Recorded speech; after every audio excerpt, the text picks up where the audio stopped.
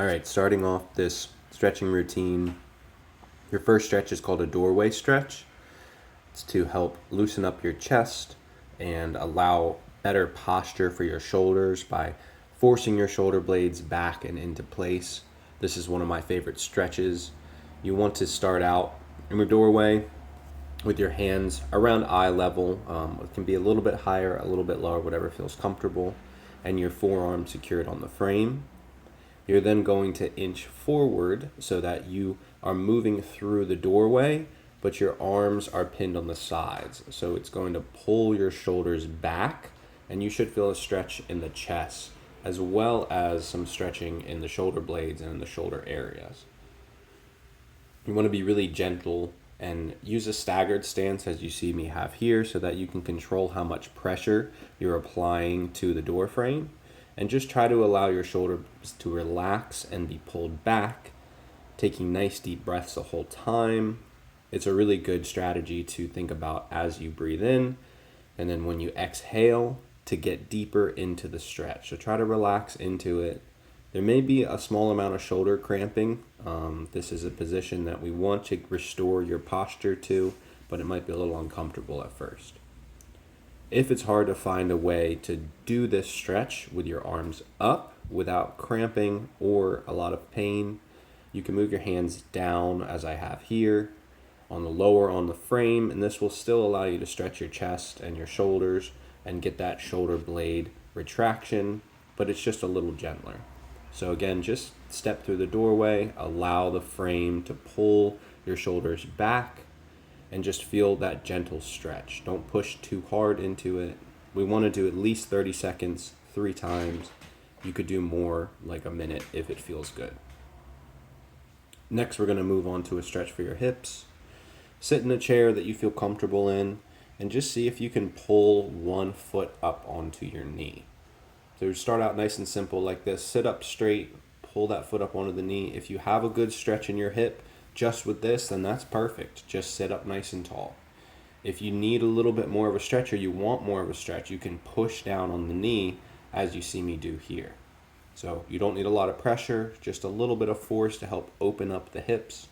Again, make sure you're sitting tall the whole time so that those hips are being stretched out without you having to slouch. See me do it from the side. Again, if this feels like a good enough stretch, then that's fine. We keep it there for now. But if you feel like you could get more of a stretch or you want more of a stretch, you can do the same thing with your hand. Push down really gently on the knee to increase that stretch. 30 seconds to a minute, 3 times on each side. So make sure you get both sides with this. And again, really thinking about trying to breathe and relax the muscles. Allow the muscles to lengthen and stretch as much as possible.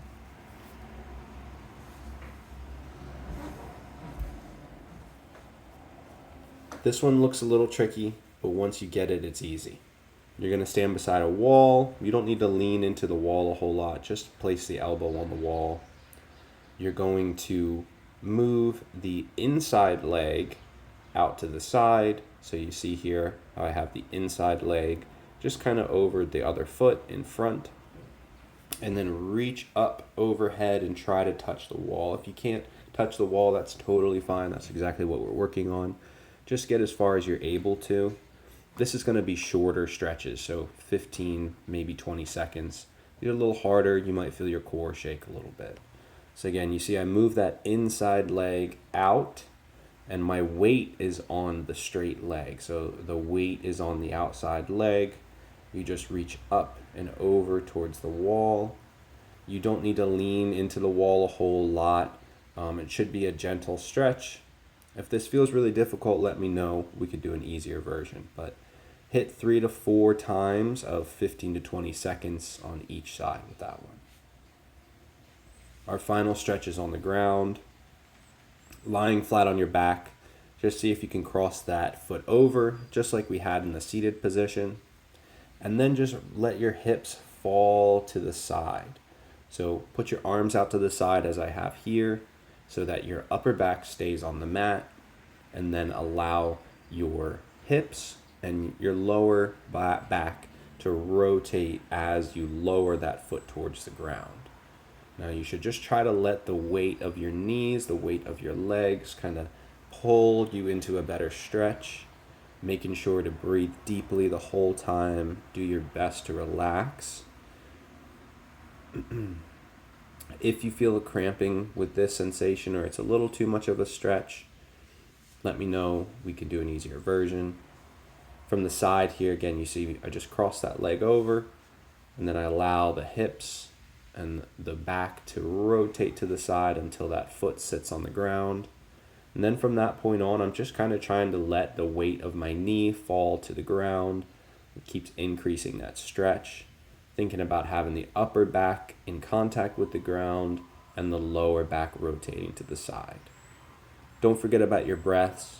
Deep breath in, deep breath out, trying to get deeper into the stretch and relax as you breathe. This one, 30 seconds to a minute. A minute would be better if you can tolerate it. So 3 times for 30 minutes to 60 seconds, so 30 seconds to 60 seconds on both sides for this one. And that'll wrap up your new stretching routine. The goal is just to lengthen and strengthen some of these muscles that I know have gotten really tight.